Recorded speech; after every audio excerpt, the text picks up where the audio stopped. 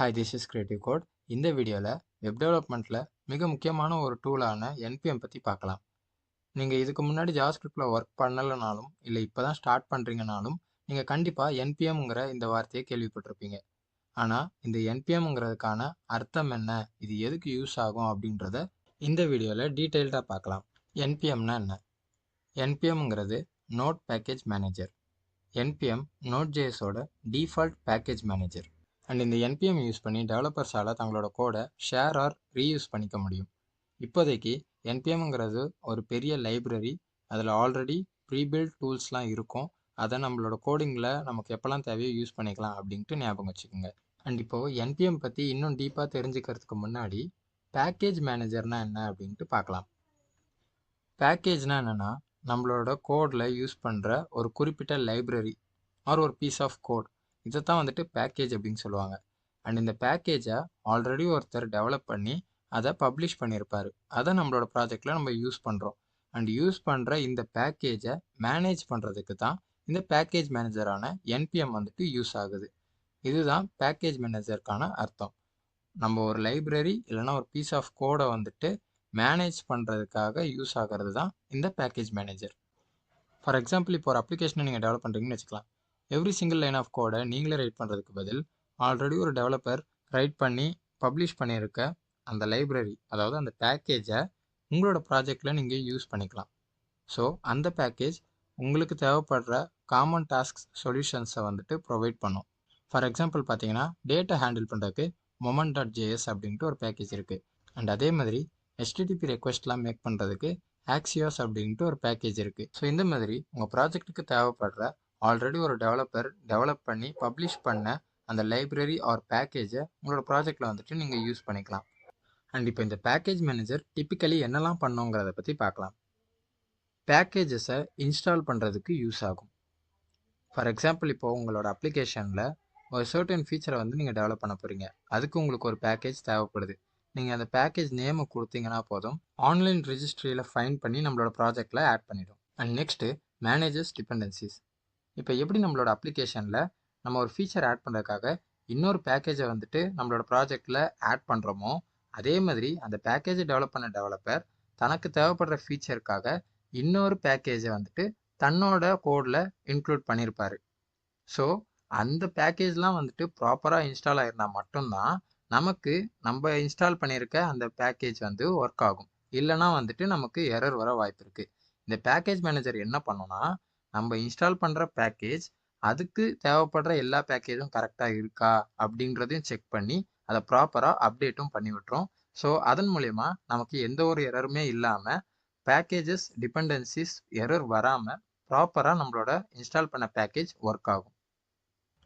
And next version control. நம்மளோட ப்ராஜெக்டில் நம்ம இன்ஸ்டால் பண்ணுற பேக்கேஜ் சேம் வெர்ஷனாக இருக்காது. ஏன்னா அந்த பேக்கேஜை டெவலப் பண்ண டெவலப்பருக்கு சில ஃபீட்பேக்ஸ் வந்து வந்திருக்கும் அதை யூஸ் பண்ணுற டெவலப்பர்ஸ் கிட்ட இருந்து. ஸோ அவர் என்ன பண்ணுவார்னா, அந்த ஃபீட்பேக்ஸ்க்கு ஏற்ற மாதிரி தன்னோட கோடை வந்து சேஞ்ச் பண்ணி அதை அப்டேட் பண்ணி அந்த வெர்ஷனை வந்துட்டு ரிலீஸ் பண்ணுவார். அண்ட் இது எல்லாத்தையும் நம்ம ட்ராக் பண்ணிக்கிட்டே இருக்க மாட்டோம். நமக்கு அந்த லைப்ரரி வேணும், நம்ம அதை இன்ஸ்டால் பண்ணோம்.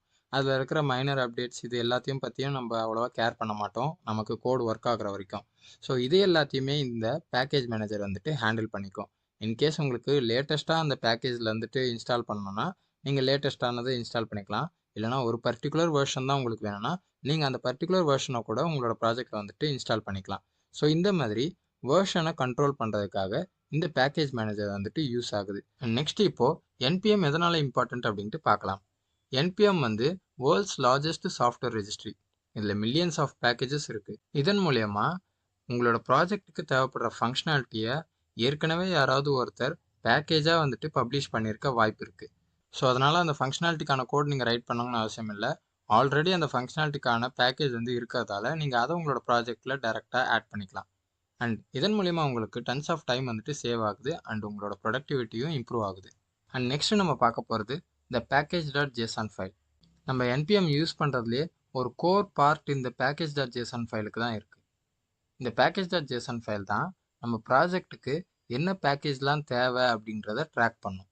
அண்ட் இதில் டிபெண்டன்சிஸில் நம்ம ப்ராஜெக்ட்டுக்கு தேவைப்படுற பேக்கேஜ் நேம் எல்லாமே இருக்கும் அண்ட் அதோட வேர்ஷனும் இருக்கும். அண்ட் இந்த package.json ஃபைல் தான் நம்ம ப்ராஜெக்ட்லேயே ரொம்ப முக்கியமான ஃபைல். இதன் மூலயமா தான் நம்மளோட ப்ராஜெக்டை ரன் பண்ணணும்னு நினைக்கிறவங்களுக்கு என்னென்ன பேக்கேஜஸ்லாம் இருந்தால் இந்த ப்ராஜெக்டை ரன் பண்ண முடியும் அப்படின்ற ஒரு ஐடியாவும் கிடைக்கும்.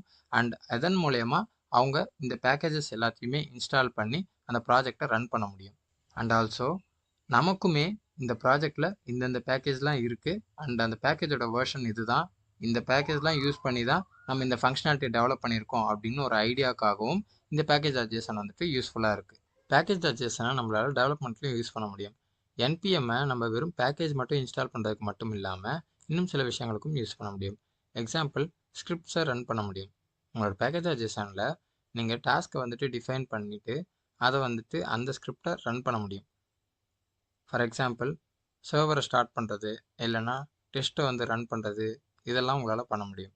அண்ட் நெக்ஸ்ட்டு, உங்களோட ஓன் பேக்கேஜை உங்களால் ஷேர் பண்ண முடியும். ஃபார் எக்ஸாம்பிள், இப்போ நான் ஒரு பேக்கேஜ் டெவலப் பண்ணுறேன்னா அதை என்னால் என்பிஎம் யூஸ் பண்ணி பப்ளிஷ் பண்ணி மற்றவங்களையும் அதை யூஸ் பண்ண வைக்க முடியும். நெக்ஸ்ட் நம்ம இப்போது பேக்கேஜை இன்ஸ்டால் அண்ட் மேனேஜ் பண்ணுறதுக்கான கமெண்ட் பற்றி பார்க்கலாம். ஒரு பேக்கேஜை குளோபலாக இன்ஸ்டால் பண்ணுறதுக்கு, குளோபலானா அந்த டவுன்லோட் பண்ண இன்ஸ்டால் பண்ண பேக்கேஜை உங்களால் உங்களோட கம்ப்யூட்டரில் இருக்கிற எல்லா ப்ராஜெக்ட்லையுமே வந்துட்டு யூஸ் பண்ண முடியும். அதான் குளோபல். குளோபலாக ஒரு பேக்கேஜை இன்ஸ்டால் பண்ணுறதுக்கு npm install -g அண்ட் அந்த பேக்கேஜ் நேம் நீங்கள் கொடுத்தா போதும். அந்த பேக்கேஜ் குளோபலாக உங்கள் கம்ப்யூட்டரில் வந்துட்டு இன்ஸ்டால் ஆகிடும். அந்த பேக்கேஜை உங்களோட கம்ப்யூட்டரில் இருக்கிற எல்லா ப்ராஜெக்ட்லையும் உங்களால் யூஸ் பண்ண முடியும். ஸோ இது வந்துட்டு ஒரு பேக்கேஜை இன்ஸ்டால் பண்ணுறதுக்கு. அண்ட் இதே நீங்கள் ஒரு பேக்கேஜை அப்டேட் பண்ணோன்னா npm அப்டேட் அண்ட் அந்த பேக்கேஜோட நேம் கொடுத்தீங்கன்னா அந்த பேக்கேஜ் வந்துட்டு அப்டேட் ஆகிடும். அண்ட் நீங்கள் ஒரு பேக்கேஜை அன்இன்ஸ்டால் பண்ணணும்னு நினச்சிங்கன்னா npm அன்இன்ஸ்டால் அண்ட் எந்த பேக்கேஜை நீங்கள் அன்இன்ஸ்டால் பண்ணணும்னு நினைக்கிறீங்களோ அந்த பேக்கேஜோட நேம் கொடுத்தா போதும், அந்த npm அந்த பேக்கேஜை அன்இன்ஸ்டால் பண்ணிடும். ஸோ என்பிஎம்மை பற்றி சுருக்கமாக சொல்லணும்னா இவ்வளோ தான். என்பிஎம் வந்து ஒரு பவர்ஃபுல் டூல், மாடர்ன் வெப் டெவலப்மெண்ட்டில் ஒரு அத்தியாவசியமான ஒன்று.